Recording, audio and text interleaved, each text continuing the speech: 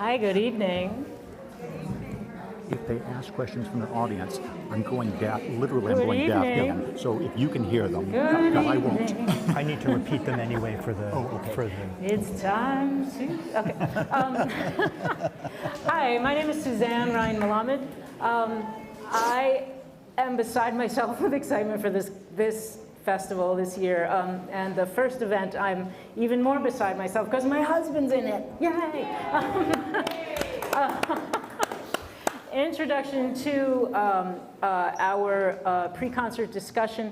Unfortunately, Giovanni Zanovello is ill today, so we wish him the very best. And my husband, Dan Malamed, stepped in at literally, 2 hours ago, maybe, an hour and a half. And our very dear friend, Phil Spray, who's the artistic director of Alchymy Viols, is here, so I think you will get a sense of many things about this concert and of Lusitano and the music itself, but also of their fantastic rapport between the two of them. So take it away. Thank you very much. My name is Dan Malamed. I'm a member of the community here. I am filling in for Professor Giovanni Zanovello of the IU Jacobs School of Music Musicology Department, and I'm really pleased to be here with Phil Spray, an old friend and colleague, and the director of Alchymy Viols, for us to have a chance to introduce the first concert of the 2025 Bloomington Early Music Festival, Early Music in the African Diaspora, a really interesting program called Intense Serenity, the Music of Vincente Lusitano. So, Phil, I'm always interested to know how programs get put together. Yes. It's pretty clear from the topic of this year's festival, Early Music in the African Diaspora, how a figure like Lusitano, an Afro-Portuguese musician, would be of interest. But tell us something more about how you came to this music in particular and the topic. And I might also ask you to tell us a little bit about your other recent encounter with the intersection between European musical traditions, especially viols, and African musical traditions. Thanks, Dan. And what I want to say before we start talking about music is I've always told Professor Malamed, after all the Bach cantatas, if I performed them, if I've been in the audience, every single time in 15 years, I have learned something new from Dan's talk. Every single time. I'm so sorry that Giovanni is not here tonight, but boy, was I thrilled and terrified that Dan is here tonight. And I think Dan, well, already we've chatted for 5 minutes and I've already learned a couple things. So I want Dan to talk as much as possible. So we're so happy that you're here. Don't count on it. But yes, the start of this program, I had only played Lusitano one time.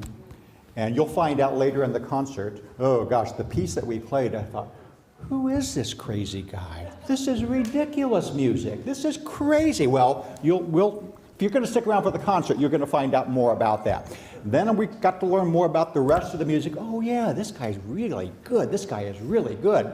Well, this great theme that's going on in this festival, I'd heard about it. It's very adventurous, it's very creative, it is very important. And one day I got an email message from Suzanne Ryan Malamed. And she says, Phil, I've been listening to Inviolata. I can really hear a soprano singing the top line and Alchymy Viols underneath.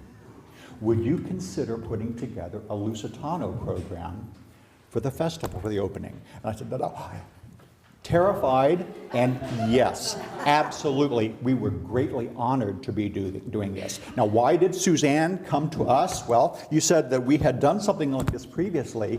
An IU graduate, who knows Michael Walker, young African-American countertenor that graduated from IU, master's degree, just a couple years ago, I think.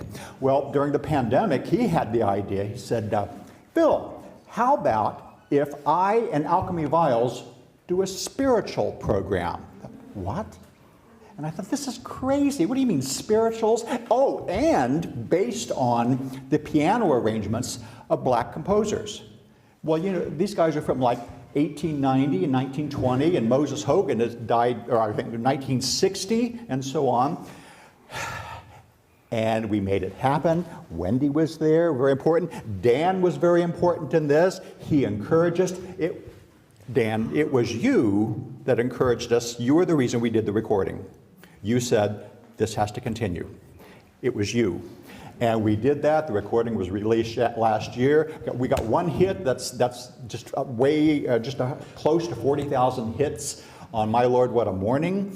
And so I think maybe Suzanne, that's why she had the idea that maybe we were right for this. And we were honored. And as Michael's was a brilliant idea, this was a brilliant idea of Suzanne's. Good. Yeah, well, thank you for taking it up in this way.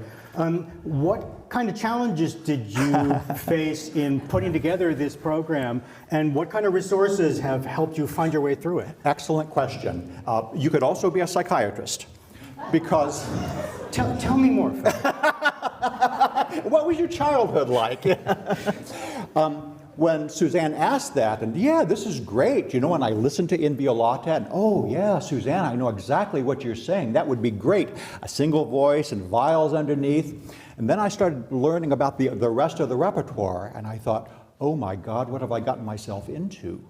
Because this is all polyphonic, sacred music. This was music with a function. And you have to remember, music back then, while there were works of genius, it was considered like a really good recipe. You're making a good dinner tonight. We need an anthem. We need something sung during communion next week.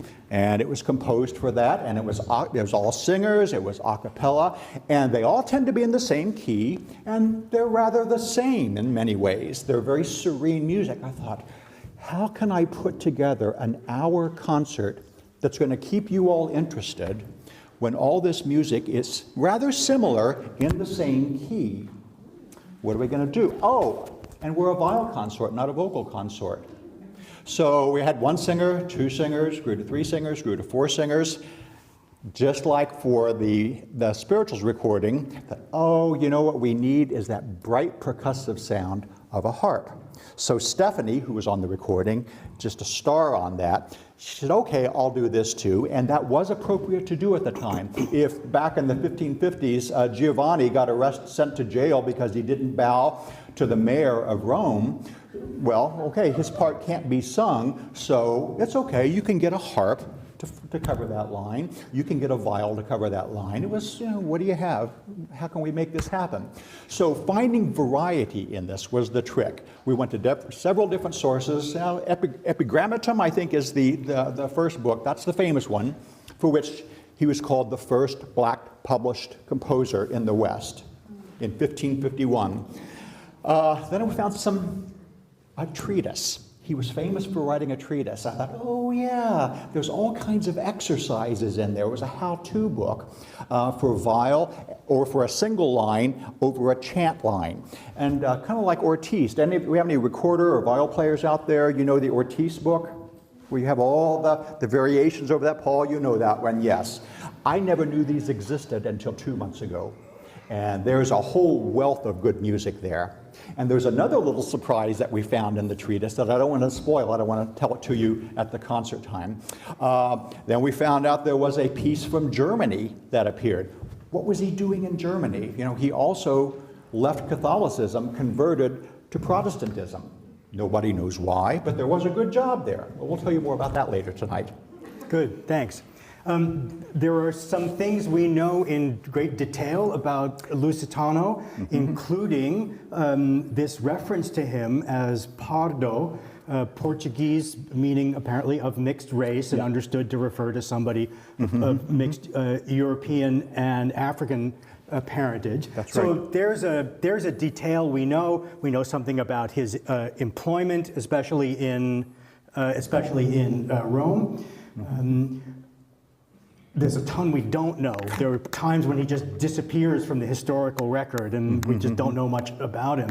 One thing that strikes me is that the music on this program comes from a really surprising variety of kinds of musical sources that transmit the music. Sometimes with a composer who is not as famous as somebody like Lassus or Josquin de Près, you rely on one or maybe two manuscript sources, which by great good fortune have come down to us.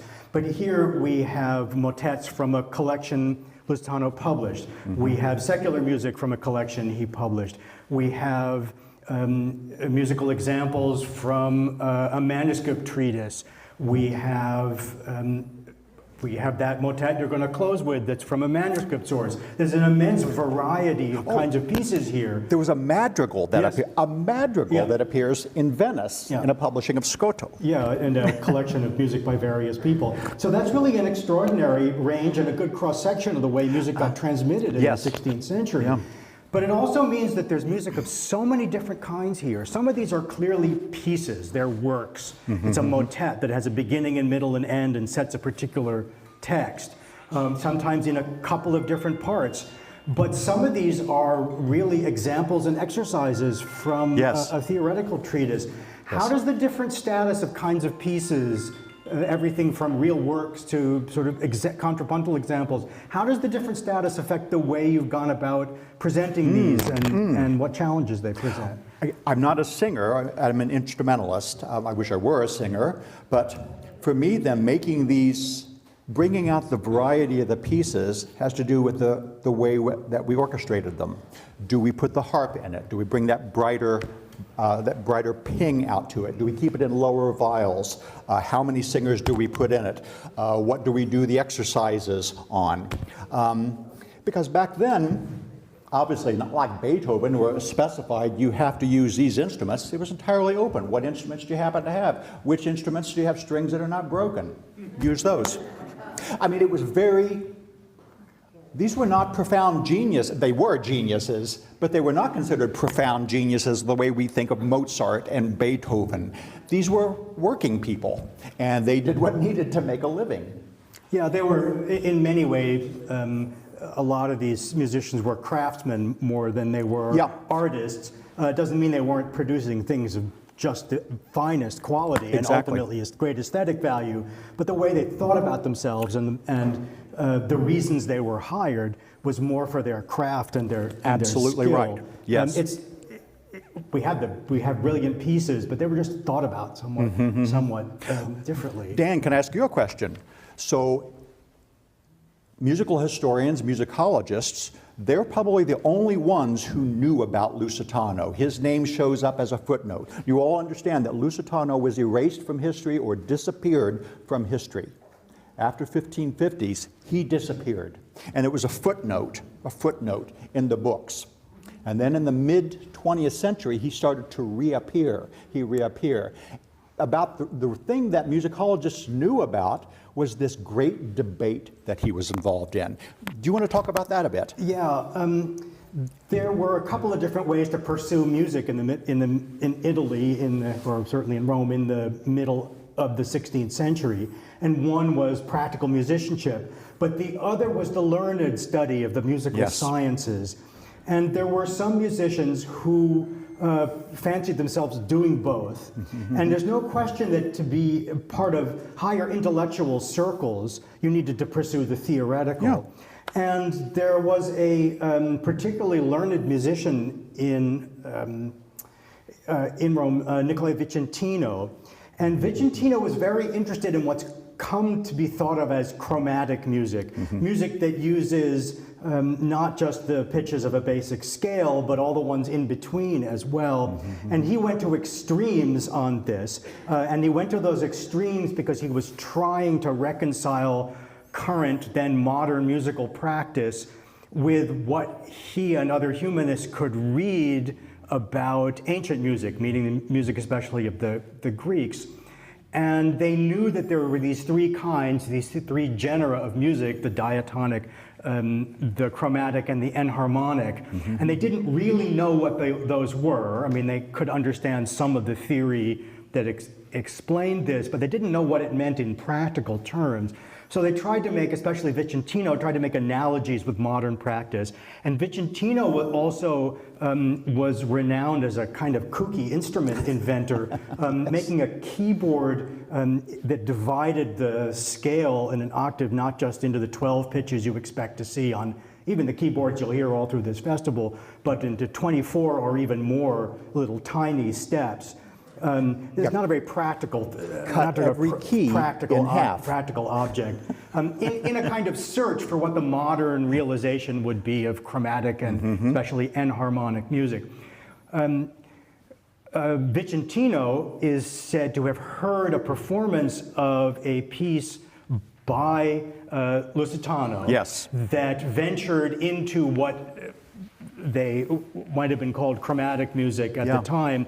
And Vicentino, trying to stake his claim to this sort of theoretical area, immediately pronounced that Lusitano had no idea what he was doing or talking about, and that this violated all the principles and rules. And this, it was stated in a way that was the sort of intellectual equivalent of throwing down a gauntlet, suggesting you wanted a duel. But the equivalent was a disputation, to be in which you would write out your arguments and then present them in 2 or 3 days of staged formal debate. And they engaged in one of these, adjudicated by 3 learned Roman musicians.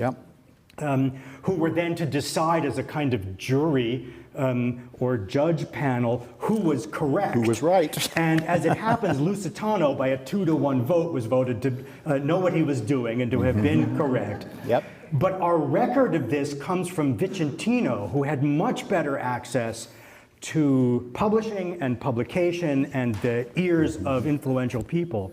And so Lusitano has come down because we don't have the text of his side of this. We have Lusitano's reports in which Lusitano apparently says he's a kind of victim. He was a kind of victim here of a miscarriage of justice. And I'm really the smarter, better musician. And it's Vicentino's telling of this, in which Lusitano becomes a kind of crackpot footnote to all this. And this is what people knew of him. He turns out to have as well documented a life as many of the obscure 16th century composers whose music we admire. We've got a bunch of his music transmitted in good sources. And so here is a stage in the kind of recovery of Lusitano as an all-around musician. It's really interesting to see this Luso-African musician operating in a very, very learned aspect of music. That's university level goings on about music. And so this is no hack contrapuntist, right? No. I mean, a contrapuntist, to my mind, is not a hack. He was known at the time as a musical theorist. He's known as, and wrote a theoretical treatise himself. It's just that he didn't come out on the right side of the reporting of that event. And the sources I've read have said then that who gets quoted by later historians, it was Vicentino in his argument that, well, I'm the injured party and I really know what, because look how creative I am.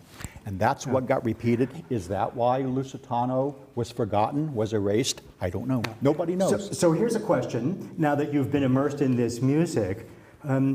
Does it feel ever that you are playing and singing the music of a theoretical musician as well as a practical one? Yeah, that's an excellent question. Or some of the people we know from the 16th century, whom we know primarily as theorists, you listen to their music, you can say, yeah, that's music by a theorist. That's music by a theorist. Do you hear that in Lusitano? There will be one piece tonight, Oime Domine. It is based on Jeremiah, the Lamentations of Jeremiah. This was the first piece I ever played. That is, I would say, a theoretical piece. You listen tonight, you judge on it. It appeared inside his treatise. It was meant for study. But the other pieces I was captivated by as beautiful, glorious music. Dan, in Violata, well, the one that Suzanne told me about, there was one section in that. I was listening to a recording by the Marian consort. We got to the third section. It was so incredibly beautiful. Literally, I pulled off into a parking lot and I backed it up. I said, I've never heard anything like this before. This is gorgeous, gorgeous music. And I'll tell you a little bit more that Giovanni said about that later. Yeah, there's a really interesting origin to that piece. Another way in which Lusitano is clearly intentionally tying himself to musical tradition. Yes. And that Yes. is that text, in Violata Integra et Casta es, was most famously set by Josquin de Prez. Josquin de Prez. Very, very well-known setting. And it wasn't just that Lusitano set the same text. One of the technical devices in the Josquin setting of this text is a chant to which that text was sung that's presented in two inner voices in a round, in a canon, that weave their way all the way through. So and then the piece is built around that in 5 or 6 voices. Oh, see, there's a good answer to your question right there. In his treatises, there are hundreds of canons that he gives examples of that he's written. Yeah. Okay, those are intellectual exercises, but he uses those. This one, what Lusitano does is he extracts that canonic, that two-voice, exactly imitative voice, those two voices from Josquin's motet, puts them on a, figuratively speaking, a blank page, and builds an entire new piece around them. He was obviously skilled at writing that kind of canon and could have come up with this himself, but he is saying something, I think, by taking one of the most famous pieces by the most famous composer, certainly for Rome, from the early part of the century, and staking a kind of claim to this musical tradition. I mean, to us it would be like, oh, you're Mozart, yeah, that was real nice what you did there, but I'm going to improve it. Yeah. But then Giovanni said at the time, well, that's kind of the way it was. It was almost like sports figures. I can run faster than you. I can lift more weight than you. I'm going to take your 5-voice piece, I'm going to turn it into 8 voices, I'm going to make it twice as long. One thing that struck me in his music, it's much busier on the inside. It reminds me in some way of what a Bach keyboard piece. There are parts where there's always an 8th note moving. Always somebody's got it. So it's not 1, 2, 3, 4. It's always 1 and 2 and 3 and 4. And those 8th notes are appearing in voices all over. And Giovanni said the other day, well, I wonder if maybe he was a keyboard player. Maybe, I could see that. Maybe, yeah. No one knows. Nobody knows about him. Yeah, and certainly to keep independence and musical interest in that many parts is a sign of real contrapuntal skill as well as inspirational writing. Yeah, he can manage it. He always maintains it, has control over it. Yeah. He's always bringing order out of chaos. Yeah. So it's really interesting. If a few of you might even know the Josquin, and it's really difficult to hear those inner parts and how they might relate to somebody else's piece. But I would think from the inside, the two instrumentalists playing those lines, it must be really something to hear a brand new piece sort of spring from these the same material. So the last piece on the program, Beate omnes qui timet Dominum. This is a piece that we think may have been connected with Lusitano's unsuccessful application, a kind of mystery in itself, for a position at the Lutheran court in Stuttgart, in Baden-Württemberg. So we don't really know. All we know is he didn't get the job, but this piece is transmitted. You've opted for a performance that I understand departs from the way we often hear 16th century motets. You want to tell us a little bit about that? Well, it's Beatus omnes, blessed are all. I don't know, in studying him, I'm not a scholar, and I thought, he kind of got messed over a lot of his life. He was clearly brilliant, clearly a gifted musician, and yet he never got any of these jobs that he applied for, it seems like. But he went off and got married, probably had a family. I don't know, maybe he did feel blessed in this. And it comes through, and then he said, yeah, I got a good life. It's not bad. Well, we've orchestrated this as a sending away song. This is probably the liveliest one that we're going to do. The title is Intense Serenity. Well, that's much of this music. It is very serene and intense. But maybe not this last one. And we're trying to brighten it up a little bit too. through instrumentation. So I want to come back to where we started this conversation and your experience with Michael Walker and the spiritual project that Yes. Alchymy Viols did with him to great success. And it's a chance for us to think for a minute at the start of this festival on music in the African diaspora, chance for us to think about the different ways we can imagine the lives of those of musicians of African descent. There's no question, for example, that the sorrow songs and spirituals that arrangements of which you performed and recorded grew out of chattel slavery in the history of this country. That was the origin of that music. It bears its imprint.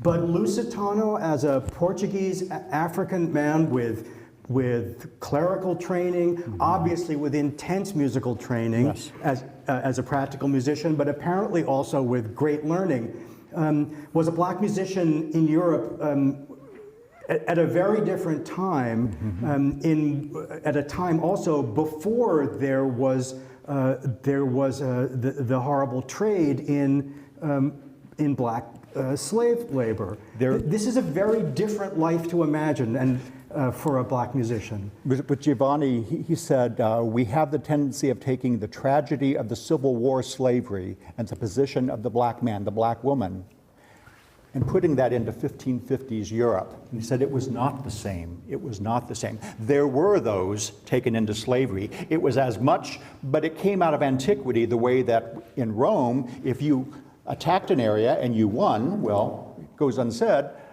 they were your servants. They were your slaves. You could do whatever you wanted with them. It's the way it was in Rome, in Greece. And he said, it's very important, they could free them if they wanted. They could simply say, you are free, and it worked. But there were the black men, the black women, who were had high status within the community. Do you know this portrait of Lusitano? I think, Suzanne, it's on the booklet. They think this is the only painting of him. Notice what he's wearing in that. I mean, this is a wealthy man. This is upper class. And something I never thought about.